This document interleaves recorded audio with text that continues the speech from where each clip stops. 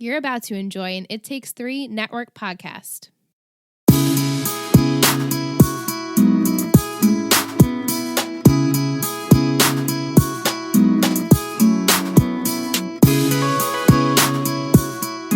We can do an intro. Hey. Yeah, hi. Intro. Hey, guys. What's up? So, as you know, we had our fanfic writing contest. 8 people entered, you beautiful amazing. human beings. Thank you. Thank you. We So really didn't think we were creative. going to get any, and then we got 8. I know.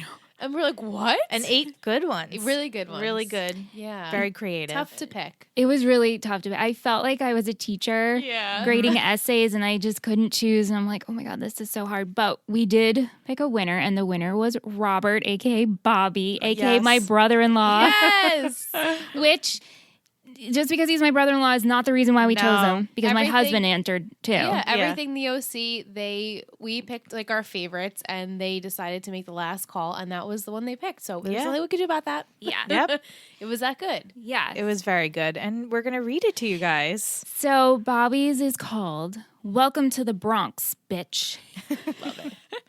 A black Lincoln Navigator pulls up in front of an apartment building. Out get the Cohens, led by Sandy.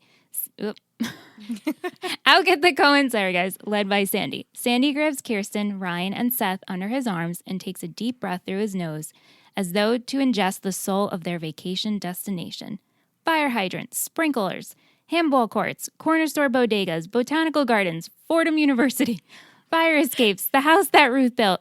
Welcome to the Bronx. Soak it in, says Sandy. Thanks, Dad, but first, I think I'd rather soak up a shower because I feel like I'm going to catch something if I stand here any longer, says Seth. Kirsten rubs Seth's shoulder in a sarcastic sympathy. They take an elevator up to the 3rd floor and walk down a wide hallway that smells of last night's dinner, echoing with the voices of game show hosts and news anchors. Apartment 204? Mom, says an excited Sandy. Several hours go by as Seth and Ryan sleep off the long day of travel. Seth wakes up to hear a conversation in the living room. He peeks through a crack in the door to listen closer. He hears that Nana is back working in foster care, but this time in her post-retirement as a foster care home provider. It appears that her current foster child is out there with Sandy, Kirsten, and the Nana. Seth peeks his head out a little more and accidentally makes the door creak, alerting the Nana and that they might be up. "Sethala?" she shouts down the hall. "Be right there, Nana. Just waking up Ryan." Seth launches an oversized pillow at a still sleeping Ryan's head, but alas, he misses. Ryan wakes up anyway, giving Seth a look of confusion and annoyance. That says it all. As Ryan and Seth emerge from Sandy's old bedroom, they hear an unplaceable but familiar voice and enter the living room to see no one else but Oliver, sitting with the family. Ryan can already tell he's got Kirsten and the Nana eating out of his hand. "Ryan, Seth, it's a pleasure to meet you guys. I'm Oliver," as he extends his hand for a shake with a cocked eyebrow. Not knowing what to do, Ryan and Seth play along, but Ryan's handshake made Oliver's hand turn white with an extra strong grip as he tried to contain his shock and annoyance. "Oliver, dear," pinching his cheek, "be a good boy and show my grandson and Ryan around the neighborhood," asked the Nana. "Sethala hasn't been out to visit me since he was a little boy." Sandy and Kirsten roll their eyes, knowing it was a passive-aggressive dig at them. Without taking his eyes off of Seth and Ryan, Oliver replies, "Sure, sounds like a terrific idea, Mrs. Cohen." Oliver leads Ryan and Seth to the door. Walking along Arthur Avenue, Ryan asks, "Oliver, what are you doing here?" "Yeah, and why are you living with my Nana?" adds Seth. Lighting up a cigarette, Oliver replies, since we last saw each other, my parents moved to Amsterdam and forfeited their parental rights while I was in the hospital getting better, making me a ward of the state.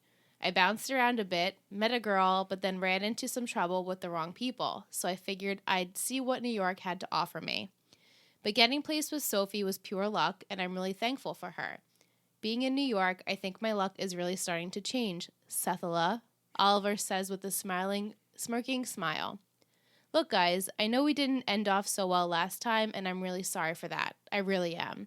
But I'm really glad you're joining Sophie and I for the week. I think we're going to have a great time. So let me show you around a bit," says Oliver, walking ahead, taking another drag of his cigarette. Seth grumbles to a stoic Ryan. Okay, so burning down my mom's model home was bad luck. Trusting Jimmy Cooper to invest your money is bad luck. Having the summer breeze get struck by the same iceberg as the Titanic is bad luck. But no, instead we get the Nana fostering Oliver. Ryan starts walking again. Seth, what do you think he meant when he said his luck was starting to change? To be continued. Yay! Yay! And that right Pretty there's the winner. entertaining, Yeah. That's the winner. So we wanted to read it to you guys so you guys could take in.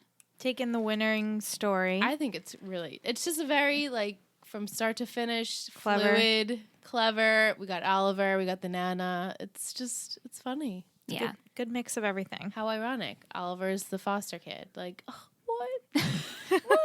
What? Who's all coming? Mind blown. Mind blown. Well, we hope you guys enjoyed our reading. Yep. Hopefully we do another contest Yeah. soon. I definitely would love to see what else you guys have